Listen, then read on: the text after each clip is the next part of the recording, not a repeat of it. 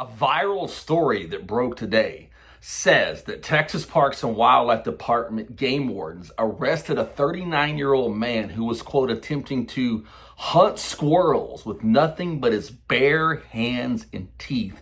And he insisted he was a primal predator, not a sportsman. According to this story, the man's name is Ethan McNeely. He's 39 years old from Oregon. And he says, quote, I use my God-given claws and fangs. And he says, again, in the story, quote, if I catch it with my molars, that's between me and Mother Nature. He reportedly told game wardens while spitting out a mouthful of bark. Also, according to this story, authorities were not convinced. It says TPWD officials say that while McNeely's hunting technique is unique, state law doesn't make exceptions for, quote, wannabe cavemen. And the story says he was booked on charges of hunting without a license and disorderly conduct after growling at the officers. The story states that McNeely maintains he's being persecuted, saying, they can cage me, he said, but they'll never cage my inner wolf. End quote. This has been all over the internet today, and it had some sort of holes in it that I had to check out. So I sent an email to a contact that I have within the Texas Parks and Wildlife Department's media division. I sent them the link to the story, and I asked, can you confirm or deny this? And if you can confirm it, I want to talk to the warden who was over the case, and she told me, quote, good afternoon.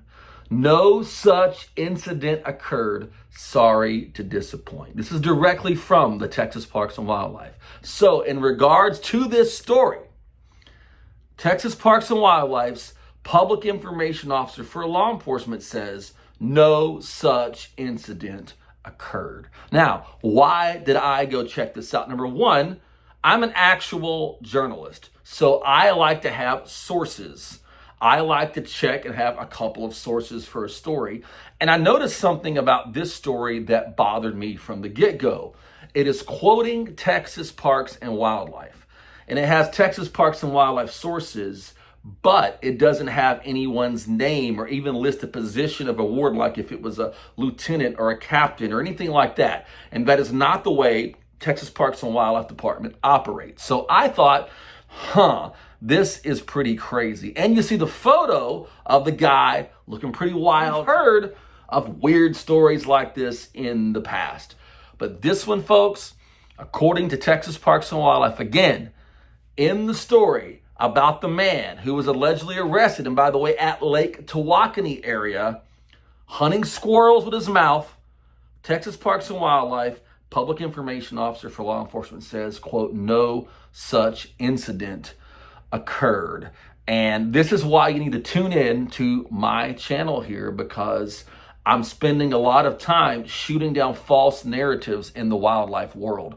There is a growing number of things out there that are just absolutely salacious. You know, there's like really crazy stuff that makes you want to draw in and click on it. But as has probably happened maybe with some of the sources that shared this, they just didn't check with this stuff. Now, people are going to say, immediately people are going to say, Texas Parks and Wildlife is covering this up. I do not believe that. And I think this is just one of those cases of a story that just got loose somehow. And there's more and more and more of these things going out there. Another one, and I'll have the link up to this at the end of this video, is the story of Lebeth, the great white shark. And we have a documentary we talked about Lebeth.